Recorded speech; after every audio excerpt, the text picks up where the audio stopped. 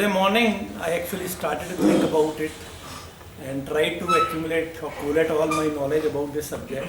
So first and foremost is we should know what is stress. What is stress? So like I am an engineer and all those who have learned physics, the stress is when the force is more than the strength of any element. Every element has got some strength, like the whole structure, this whole building is there on beams and columns, and these have strength, and the force applied is more than the strength, then there is a stress on the element. And by the way, all these structural elements are designed to have stress. We are also designed to have stress. So these elements are designed to have stress. Like suppose this is a beam, and if I put force on it, there will be stress on it. But when the force is more than what is the strength of this beam, then there will be a sag in this beam, and which is called in physics strain. Stress and strain. So there is a curve which is called stress strain curve. And once the strength is more than a specific point in physics which is called yield point, and then there is a breakdown which occurs. So this is about science of stress from the perspective of physics or engineering. Now we are talking about stress in terms of mental stress. So we all of us have mental strength also, and which is defined with our social conditioning, our academics, our society in which we operate, our friend circle, top 5 or 10 people to whom we talk with regularly. That defines our mental strength. And then there are stresses. This is the strength, and there are stresses. So where these stresses comes? So these stresses comes from majorly 3 areas. One is we have expectations or desires from the future events. Okay, we all have something in our mind. It is said that we don't see the real world. We see the world which is there in our mind. So we all have the expectations from the future events, desires. We have regrets and anger about past. Okay, and the third and foremost is, on top of these two, we try to do everything from morning to evening.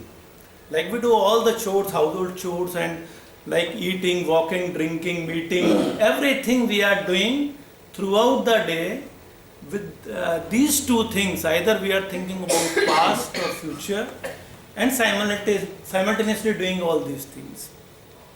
Now what is going to happen if the stress is very much high? When the stress is very much high, it is said that this mind has a very powerful connection with our body. So whenever there is a stress, there is a strain. Strain is like, this stress is going to change the hormonal balance of our whole system, which runs the internal processes. So this hormonal balance gets changed. And if we do not try to overcome this stress, or we do not take counter action to reduce this stress, this is a sort of vicious circle. This stress will keep on building up, and it will come, whatever is said in physics, yield point. Once it comes into yield point, then there is a breakdown, and the breakdown is we will be feeling anxiety, depression, mental disorder like schizophrenia, bipolar disorder like this. So these are the impact of this mental stress. So till now we have understood what is stress, how it happens. So now how we can cope up with this stress.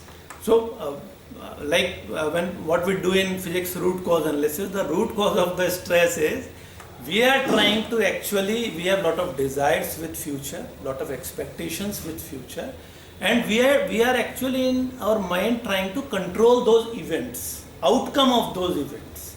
Okay, but when we see our past, we all can witness that we cannot control the outcomes of the event in future.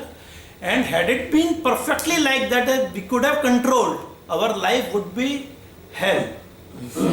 Okay, it is very good that we are not able to control the outcomes of the event in future, and that we all should actually instill this in our mind, that we have to do all the activities, we have to give our 100%, but we should not try to control the outcome, because we have seen in our lives of say 30 years or 40 years or 50 years, that there were many outcomes which were not as per our wish list, and we are what we are because of all those few events which were against our wish list.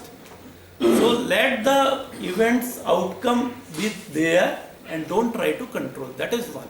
Second one is we are trying to regret or anger about past. So past is past, it has already gone. We should make peace with the events which were not as per our wish list. Try to make peace with them. There is another exercise which is called forgiveness exercise. So because it is called that forgiveness, you can say recreate your soul. So let us forgive people or circumstances which were against our wish list, and try to think that it is only because of these circumstances that we are here. And third thing which I told you, that in spite of all these two things, we try to do everything from the morning till the evening. So there is one gap when we do things and when our mind is either in past or future but not in present. We are not 100% present to the task in hand. And that is actually, I understood that is the whole philosophy of coping with stress. The minimum we try to put our mind either in past or future. Our mind actually remains in calm when it is in present. Like at this moment I am speaking, and if I am thinking about past or future, my mind would be stressed. A calm mind is like a still water. Agitated mind is like a turbulent water. And the mind is very agitated if we think about future or with past. So there is a lot of exercises are there for mindfulness, that whenever we are doing something, okay, try to think about that whether we are 100% present to the task in hand or not. So if say out of say 10 hours what we are awake and doing the things, if we can actually be present to 4 hours to the task at hand, then at least in those 4 hours our mind was not in present, past or future. It was actually in a calm state, and that is what is called a flow state or in the zone state. So these three are, I believe, the main strategies by which we can cope up with stress. And the last, which I think is we should also try to limit our egos. Our egos are like we try to be present with everything. We try to have our share of decision in everything. And if we see the history of the planet, we can come across that lot of dynasties were there, which are not there. And it is said that we are like a blink of fireflies in the night on this planet. We are only for that short period of time. And that is the one statement which we think it again and again, it actually diminishes our ego. It strengthens the argument that we are here for very limited period, very short time. And we are trying to control everything. Let us not try to control everything. Let us not take life that much seriously. Life is about a different type of events, good or bad, and let us enjoy each and every moment. That's all from my side. Thank you.